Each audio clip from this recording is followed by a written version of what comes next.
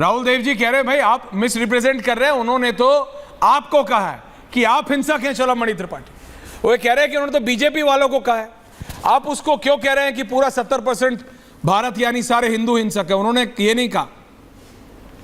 ऐश्वर्य भाई, राहुल जी बहुत हम लोग के सीनियर रहे हैं, हम सब बड़ा उनका सम्मान करते हैं, पर देखिए राहुल जी को आके ये बताना पड़ रहा है कि नहीं, उन्होंने सारे हिंदुओं के लिए नहीं कहा, उन्होंने सारे जो हिंदू धर्म के लोग उनके लिए नहीं कहा, लेकिन जो इस देश के लोग सुन रहे थे। और मुझे तो कई बार एक भ्रम हुआ ऐश्वर्य भाई, मुझे लगा नहीं कि राहुल गांधी बोल रहे हैं, मुझे तो लगा जिस प्रकार से वो हिंदुत्व पे हमलावर थे, हिंसा करते हैं, झूठ बोलते हैं, असत्य बोलते हैं, मुझे तो लगा जैसे जाकिर नायक भाषण दे रहे हैं। जाकिर नायक जो इस्लामिक स्कॉलर है, मुझे लगा कि यार ये तो भाषा लगता है कि जाकिर नायक की भाषा बोल रहे हैं, और ये पहली बार नहीं है। ये आप सबको लग सकता है, ये आप सबको भ्रम हो सकता है कि राहुल गांधी जी ने शब्दों का चयन ठीक नहीं किया और वो बड़े आवेश में बोलने चले गए।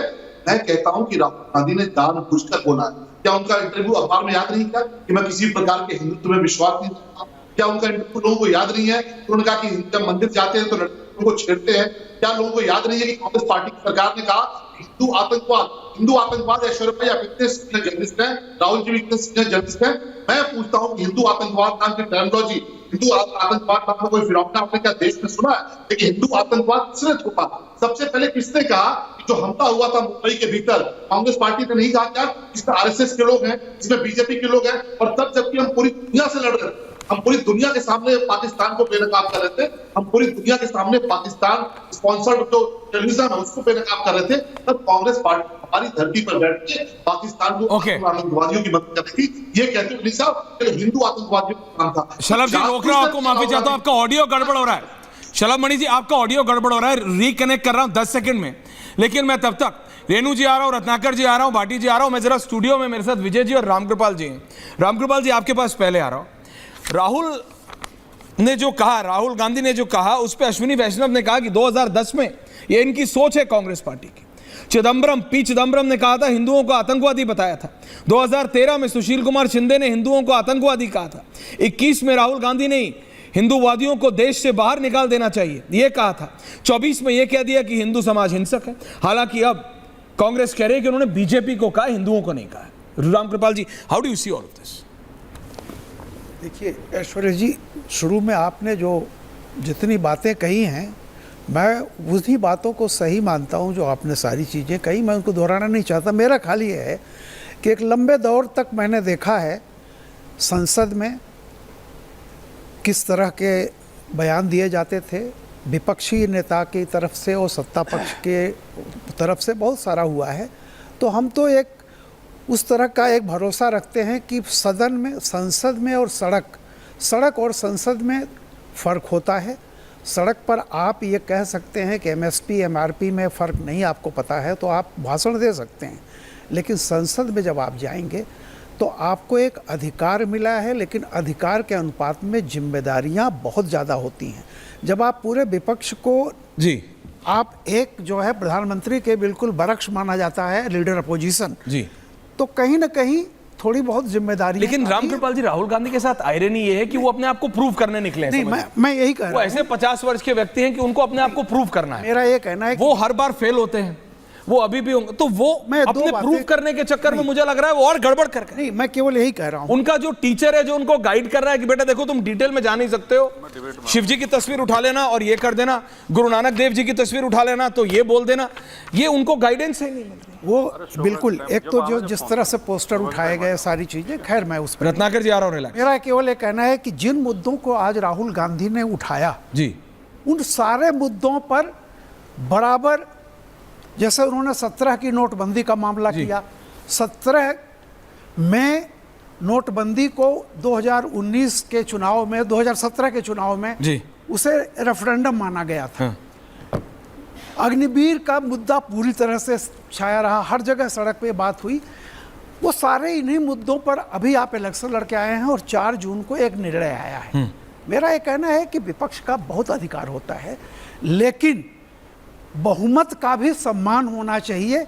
यह महसूस करना चाहिए कि जनता ने बीजेपी या एनडीए अलायंस को सत्ता में बिठाया। पॉइंट है, ये मेरा कहना है। और ये बात नहीं भूलनी चाहिए कि सत्ता पक्ष और विपक्ष मेरा ये इतना ही कहना था। सर। मैं आज जिस तरह से देख रहा था सारी चीजें, मुझे केवल एक बात का दुख था क्या? कि जैसे होता है ना फिल्मों में, एंग्री यंग मैन का दौर लौटा था, राजेश खन्ना के बाद, चिकने चुपड़े चीजों के बाद एक एंग्री यंग मैन का दौर लौटा। राजनीति में जो आपको एंग्री लग यंग रहा है मैन राहुल गांधी दिखाना एक्टिंग है, कर रहे थे? मैं मेरा एक कहना- क्लियरली बात करते ना आप, तो हमेशा मुझे नहीं, मैं क्लियरली यही बता कह देते रहा हैं। हूँ कि सब्सटेंस पे आइए। सब्सटेंस पे आइए। राष्ट्रपति Renu Mittal, come on substance. Bhati ji आ रहा हूं। राष्ट्रपति के अभिभाषण विजय जी, का अगर उल्लेख किया जाता, उसमें भी बहुत नीट था, उसमें भी वो तमाम मुद्दे थे। आप राष्ट्रपति के अभिभाषण विजय जी, को कमिंग reference टू देकर आफ्टर रेणु जी। आप नीट उठाते। ओके रामकृपाल जी, वापस आ रहा हूं। रेणु जी, हिंदू हिंसक होता है, ये कौन सिखा रहा है राहुल गांधी? जी, रेणु जी, योर व्यू ये पॉइंट। बहुत, हाँ, बहुत तकलीफ में है, बहुत तकलीफ में है आज बीजेपी। अच्छा। क्योंकि धो के राहुल गांधी ने पटक के बीजेपी यही आप लोग पार्टी और आरएसएस ज्ञान देते रहते हैं, उसी के चक्कर में बेचारे फंस जाते हैं। है, सुनिए ना, सुन लीजिए। बोलिए मैम, अब प्लीज। आप मैं चुप हूं। आप और लोगों का सुना है तो सुन Absolutely, लीजिए। ma'am, every word, क्योंकि please बोलिए। बहुत सारे इंपॉर्टेंट इश्यूज हैं जो उन्होंने चुनाव में एड्रेस किया। उसमें जो है, जो उनकी मेन कॉन्स्टिट्यूंसीज है, फार्मर्स है, स्टूडेंट्स है, वर्कर्स है, लेबर है, दलित है, विमेन है, सारे इश्यूज पे उन्होंने कहा किस तरह से बीजेपी के लीडरशिप ने शॉर्ट चेंज किया इन लोगों को, कैसे लोग तकलीफ में है, कैसे महंगाई है, ये है वो है, जितने भी इंपॉर्टेंट इश्यूज थे इस चुनाव के, वो सब राहुल गांधी ने बोल दिए। और उसके बाद ये एक्सपेक्टेड था जब उन्होंने हिंदू की बात की कि बीजेपी का पूरा आईटी सेल और उनके बड़े बड़े मंत्री जो खड़े होके बीच में इंटरवीन कर रहे थे कि ये तो बोलेंगे ही, उसको हिंदू को ही मेजर इशू बनाएंगे। बड़ी लंबी स्पीच थी, उसमें राहुल गांधी ने बहुत कुछ बोला। उन्होंने अटैक किया बीजेपी की लीडरशिप पे। उन्होंने कहा कि ये लोग हिंसक हैं, इन्होंने हिंसा की माइनॉरिटीज़ के खिलाफ, बाकी लोगों के खिलाफ, और जो चोट पहुंचाई है सोसाइटी को, उसका रिस्पॉन्सिबिलिटी है बीजेपी की लीडरशिप। उसके बाद जो आदमी शिवजी की तस्वीर लेके आता है और भगवानों की बात करता है और सब, क्या वो कह रहा है कि पूरा हिंदू हिंसक है? नहीं बोला उसने। मैंने भी स्पीच सुनी, आपने भी।